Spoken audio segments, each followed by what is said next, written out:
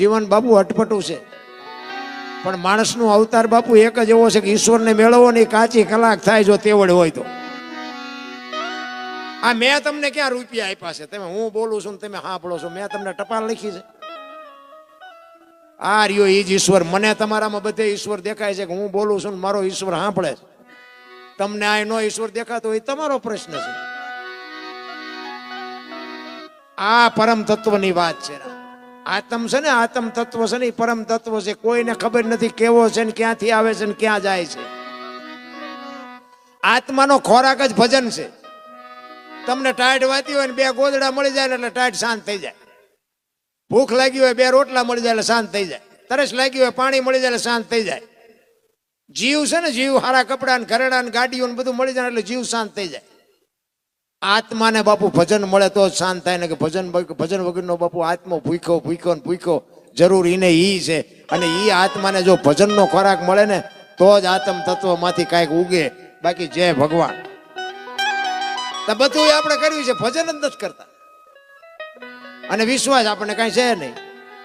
આંકડીમાં આવીને પછી નામ લે તો કઈ એને બધી ન ખબર હોય ને. કે હું તમને એક વાત કરું, બધાના ઘરે નાનું એવું મંદિર તો બધાને હોય ને. નાનો એવો ગોખલો હોય કે એકાદો ફોટો હોય. રોજ આપણે દીવા અગરબત્તી ઘરે બધા કરતા જ હોય ને. ચોખા ઘીનો દીવો કરતા હોય, અગરબત્તી કરતા હોય. તો હું આ બધા બેઠા ને એમને કહું કે તમારે આખા ઘરના ને લગ્નમાં જવાનું હોય, આખા ઘરના ને, તો ડેલાને તાળું મારો કે ઉઘાડું રાખો? તાળું જ મારો ને, સ્વાભાવિક છે. હું તાળું જ મારું, લ્યો ને, હું તમારી ભેગો જ છું. હું એમ કહું છું કે જો તાળું મારી તો આપણે ઓલા 360 દી ચોખા ઘીના દીવા કરતા હોય 2 દી ધ્યાન ન રાખે? તમને કેમ લાગે? અને જો ધ્યાન ન રાખે તો પછી ચોખ્ખું ઘીના દીવા બાળો એના કરતા છોકરાને ન ખવડાવે, લોટકા ન થાય. અને 80 વર્ષની માં ઘરે હોય ને એમ કે તમે બધા લગ્નમાં જાઓ, મારે નથી આવવું, તો ડેલાને તાળું મારો? તો ન મારો. શું કામ? કે માં ભલે ખાટલામાંથી ઊભા ન થઈ શકે, પણ કોક આવશે ને તો અવાજ કરશે ને તો પાડોશી આવશે. આ માં જીવતી જાગતી છે ને, એમ જ આ જીવતો જાગતો છે. પણ અહીંયા વિશ્વાસ છે ને, અહીં વિશ્વાસ નથી. એટલે તમે રોજ ભગવાન મને આ દે, ભગવાન મને આ દે, આટલી બધી બંદગી કરો છો ને, તમે 2 દી જાવ અહીંયા તમને વિશ્વાસ આખો વયો જાય. અરે ડેલો ભલે ઉગાડો રહ્યો, આપણે રોજ દીવા કર્યું છે ને એટલું 2 દી ધ્યાન ન રાખે છે કોઈનો પાવર? આ તકલીફ છે. એટલે સવારે અમે કીધું ભજનના ભરોસે રહેજે, અંતે ઈનર ઓપશે, અમર બીજક હાથ લાગ્યું અને કાળ કેમ લોપશે. ભજનની બાપુ છે ને ભરોસા ને. ઈશ્વર છે તો છે, નથી તો નથી. વિશ્વ વ્યાપક નિરંજન નિરાકાર છે.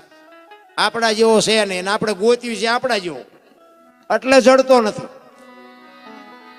તમે ઘરે હુતા હોય ને ખબર પડે કે હવે મારું કામ થઈ ગયું, સમજી લેવાનું કે આવીને કરી ગયો, બસ અહીંયાથી તમે પૂરું કરી નાખો. હું તો એક જ તમને દાખલો આપું કે એક દીકરી, કોઈ જુવાન દીકરી આમ રોડ માંથી નીકળે અને કોઈ લુખો લફંગો માણા હોય એનું બાવડું પકડે, દીકરી રાડ્યું પડે અને વાડીમાં પાણી વાળતો હોય કોઈ ખેડૂ, અને આ રાડ્યું સાંભળી જાય અને એ પાવડો લઈને આવે અને ઓલાને 2 પાવડા નાખે અને દીકરીને સોડાવે, તો નથી લાગતું કે રામાપીર પોતે આવ્યા એવું નથી લાગતું? શિવ ભોળો નાથ જ આવી ગયો એવું નથી લાગતું? પણ આ તો એ કે રામાપીર હોય, ઘોડો હોય, હાથમાં ભાલું હોય, લીલા લુગડા હોય. હવે એવો આવવો નથી ને આપણો મેળ પડવાનો નથી. ઈશ્વર બાપુ તલ મૂકે એટલી જગ્યા નથી. જો ધ્યાન રાખજો, ક્યાંય આખા વિશ્વમાં એક તલ મૂકે એટલી જગ્યા નથી કે ઈશ્વર ન હોય. પણ કોઈ જો પુરાવો માગે તો કોઈની પાસે છે નહીં. જો છે તો છે. મને એક ભાઈ કહેતા હતા, મને કે ઈશ્વર બીશ્વર જેવું કાંઈ છે નહીં. મેં કીધું હું ચાહતા ને કહું માનવું હોય માન, ન માન તો. પણ એ મને કે તમે હું જાઓ અહીંયા કે બધા રાંગા મારો સૂર્યની. એટલે મેં કીધું એવું નથી, પણ ઈશ્વર તો હોય. તો મને કે એનો પુરાવો શું? મેં કીધું કાન છે. તો કે હા. મેં દેખાય? એ કે દેખાતો નથી. મેં તને તારો કાન ન દેખાય, ભગવાન થોડો દેખાય હરામના? પણ આ આંખ અને કાન 4 આંગળનું છેટું છે ને બેટા, એટલું જ છેટું છે. તું શું કરસ નહીં બધી એને ખબર છે. પણ આ કાન છે ને એનો તને વિશ્વાસ છે ને, ઓલો છે એનો તને વિશ્વાસ નથી. વસ્તુ આટલી છે. બાકી મારા રામ કાંઈ ન કરી શકો. લખવું હોય ને લખી લેજો. અને જો તમારા બળથી હાલતું હોય તો તમે આમાંથી મને કહો તો, જવાની તારીખ કોઈને ખબર હોય તો કહો તો. જન્મ તારીખ બધા ઉજવતા છે. જવાની તારીખ કોકને યાદ હોય તો કહો તો. એટલે આ બધા ભજનમાં સોંટ્યા છે કે આપણે કપાણ્યા નો મરવી. એમ ભગવાનની કોઈની જરૂર નથી. એ તો મારા રામ દયાળુ છે. મને તો એમ થાય ઓલો ધરતી કપ થયો તેથી બધા ખરા બપોરે ધોઈનું બોલતા જ બોલો શ્રી રામ જય રામ. મેં કીધું બોલ્યા હોત તો થાત જ નહીં. અમે સુરેન્દ્રનગરમાં અમે હતા ને બધા ધોડા ધોડી કરતા હતા. ક્યાં જવું છે મુંબઈ સુધી ડકબકે. ઈશ્વર ધારે તો મારા રામ શું ન કરે. આ કોરોના આવ્યો, મારી વહુ છે ને મારા છોકરા છે ને મારા બાપા કોઈને અડતું નહોતું. આ ઈશ્વર ધારે તો શું ન કરે ભલા માણસો. છતાંય જો મને તમને હજી કંઈક પાવર હોય, હજી તો એ મોટો કલાકાર છે, તો બીજું કંઈક કાઢવાનું, એને આપણે નથી પૂગવાનું. ઓલું કંઈક આવ્યું હતું ને, શું ઓલું મસર ડેન્ગ્યુ આવ્યું ને ડેન્ગ્યુ, તો તમે જુઓ તો બંગલામાં જ પકડતા હતા, બંગલામાં જ જાતું હતું. એટલે ઝૂંપડામાં ભાઈ નહીં ભાળતું હોય. હારામાં હારું મકાન હોય, બારી બારણા બંધ હોય, મચ્છરદાની હોય, પંખા હોય, એસી હોય, તો અહીંયા કરીને કરડે બોલો. આમ બે ટબ્બા જેવું થાય અને પછી થેન્ક યુ કહીને ઉડી જાય. હું એમ કહેવા માંગુ છું કે બાપુ આવડું મોટું પેક મકાનમાં જો એ પોગી જતું હોય તો આ ઝૂંપડામાં જ્યારે બારણું નથી, ખાટલો નથી, પંખો નથી, ગોડલું નથી, ગોદડું નથી, તો એ મસરીને નહીં ભાળતું હોય. ઈશ્વર બાપુ ત્રાજવું લઈને બેઠો છે. ઈશ્વરને ખબર છે કે આ છે ને કાળી મજૂરી કરીને હૂતા છે અને આ ચેટલાના રોલ કરીને હૂતો છે. એ મસર અહીંયા જ મોકલાય. પૈસા છે ને પૈસા અહીંયા ભેગા રોગ છે, લખવું હોય તો લખી લેજો. બહુ પૈસા વાય ન દોડતા. જોકે મારે જરૂર તો પડે છે પણ માપે માપે. એટલે કે પૈસા છે ને અહીંયા ભેગો રોગ આવે બોલો. અને પૈસા વાળા 8 દી અને 8 દી બીપી મપાવતા હોય. અને ડોક્ટર એક જ વાત કરે, દાળ ભાત સિવાય ખાતું તો મર્યો. હવે આ પૈસા શું કરો? ઓલા ઝૂંપડામાં રહે ને, આખા દુનિયામાંથી રોટલા માગીને લાવે, ગટરોમાંથી પાણી પીવે, તોય કઈ નથી થતું. અને આવડા ઘડિયાળના કાંઠે પાણી પીવે, ઘડિયાળના કાંઠે રોટલા ખાય ને તોય જો અડધી કલાક મોડું થયું ને તો કે હવે ટીકડી લેવી પડશે. અને ટીકડી ન લેતા હા ધમણ થાય, લાઈવ ઝટ. આપણે એમ થાય એ ઉપડ્યા કાતો. તમે જુઓ આ છે ને પ્રકૃતિનો નિયમ છે. તમારા ને મારા 5 તત્વો છે ને, એમાં આ શરીરને અમુક ઠંડી, શિયાળો હોય ને તો થોડીક ઠંડી ખાવી જોઈએ, વરસાદમાં થોડુંક પલળવું જોઈએ, ઉનાળામાં થોડોક તડકો ખાવો જોઈએ, તો તમારા શરીરનું લેવલ રહે. આ છે ને આ બધું એસિન બેસીન આ બધું જે આવ્યું ને, આ રોગ વધ્યાનું કારણ એ છે. ઘણા એમ કે આ ખાતર વાળું દવા વાળું ખાય ને એટલે બધા રોગ વધ્યા. ત્યાં ઝૂંપડામાં રહે છે, અહીંયા રોગ નથી, તો એવડે એમની દુકાનો શું નાખી છે? આપણે જાય લેવી છે જ નથી લેતા. પણ એ પ્રકૃતિ હારે જીવે છે અને આપણે બધું ઊભું કર્યું છે. તમે જો આમ રોડ માંથી ક્યારેક નીકળો ને, એમાં ઈ તમે જુઓ તો ઘર એસી, ઓફિસ એસી, ગાડી એસી, બધું એસી જ હોય. રોડ માંથી કોક વાર નીકળો ને એમની ગાડી બગડી હોય ને, પછી આમ ઝાડું બાડું ક્યાં ગમે ચીક હોય ને તો આમ ઊભા હોય, ગાડીમાં બે એવું ન હોય. અને ધોમ તડકો હોય ને, આપણે ઉભા રહીને આપણે એમ થાય કે આમને ખબર તો પૂછવી શું થયું છે. પણ એમને સામું નજર કરો ને તો ઓલા બાફેલા બટાટા જેવા લાગે. આપણને એમ થાય કે હમણાં મરી જવાના, ટમાટા જેવા થઈ ગયા હોય. તડકો માથે હોય, ગાડીમાં મેં બે એવું ન હોય, કોઈ પાણીએ પાય એવું ન હોય. શરીર તમારું લેવલ રાખવા માટે પ્રકૃતિ હારે તમારે જીવવું પડે. કહેવાનો મારો મિનિંગ, પ્રકૃતિ હારે જેટલું જીવશે ને એટલું તમારું શરીર લેવલમાં રહેશે. આપણા ગઢડા તમે જુઓ તો તલાવડામાં બળદિયાન માણા ભેગા પાણી પીતા હતા. હવે અત્યારે આવડા બધા કે ફ્રીજનું પીવો ને ફિલ્ટરનું પીવો ને શું, પણ આયા દી ઉઠાડી દીધો ફિલ્ટરનું ફ્રીજનું પી. કોઈ મતલબ નથી રામ. આવળ બાવળના દાંતણ કરતા હતા બાપુ, ઠેઠ સુધી બાપુ શેરડીને શેણા કકડાવતા હતા. અત્યારે કે કોલગેટ વાપરો ને શિબાકા વાપરો, થઈ જાય ગબિયું જેવા મોટા. અરે સંસ્કૃતિ ખતમ કરીને આપણી બાપા ગઢની કોઠા હું જ જેવી હતી. એમનું કીધું જો કર્યું હોત ને તો બાપુ આટલા ડોક્ટરે નો હેરાન થતા હોત ને, આટલી પબ્લિકે નો હેરાન થાય. દવાખાનામાં જાવ તો આપણને આખી દુનિયામાં કોઈ હાજુ જ નથી. હેઠા પીડ્યા હોય હેઠા. તમે જોવો તો નવા નવા દવાખાના બને જ જાય છે, બને ડોક્ટર એ નવા બને જાય. આપણને એમ થાય કે આપણને, અમે તો ભણતા હતા ને તો 1-2 છોકરા મર્યા રહેતા ને, મેં તમારે શું બનવું કે ડોક્ટર? મેં મરી જાય ભૂખ્યા, કોઈ માંદું નથી પડતું, ડોક્ટર થઈને શું કરશું? અત્યારે અમને એમ થાય કે એમ ડોક્ટરનું ભણ્યા હોત તો સારું. તમે જુઓ તો કરી જાય ભૂખ્યા, કોઈ માંદું નથી પડતું, ડોક્ટર થઈને શું કરશું? અત્યારે અમને એમ થાય કે એમ ડોક્ટરનું ભણ્યા હોત તો સારું. તમે જુઓ તો ખરા ડોક્ટર આટલા છે તો છે નવરા જ નથી. કેટલા રોગ તમે જુઓ. કહેવાનો મારો મિનિંગ બાપુ સમય મળ્યો છે આનંદ કરે એવો, આમાંથી કંઈક મોજ કરી લેજો, મા બાપની સેવા કરજો. વ્યસનથી કંઈક થોડાક, વ્યસન છે ને વ્યસન બાપુ એ મારી નાખે એવું છે. વ્યસનથી હોય તો બાપુ એકદમ ન છૂટે, પણ જો બને તો છોડજો. અને આપણે જો છોડશું ને તો જ આ પ્રજા આપણી સુધરશે. બાકી આપણો જો દાંડો નહીં નમે ને તો છોકરા એ જ માર્ગે ચડવાના. આપણને થોડીક ભી પડશે, પણ આપણી પેઢીને બાપુ જો ચોખ્ખી રાખવી હોય તો આપણે વ્યસન પહેલા છોડવું પડે. કારણ કે આ બધી ઘરની નિહાળ હોય. આપણે કોઈક સાધુને સીતારામ કરીએ તો છોકરાને એમ થાય કે દાદા સીતારામ કરતા તો આપણે કરાય. આપણે બેનું દીકરીઓને આપતા હોય તો કે દાદા આપતા તો આપણે અપાય. આપણે ગાયું કૂતરાને દેતા હોય તો કે દાદા દેતા તો આપણે દેવાય. પછી આપણે કોથળીઓ તોડતા હોય કે દાદા તોડતા તો આપણે તોડાય. એ આ ઘરની નિહાળ છે.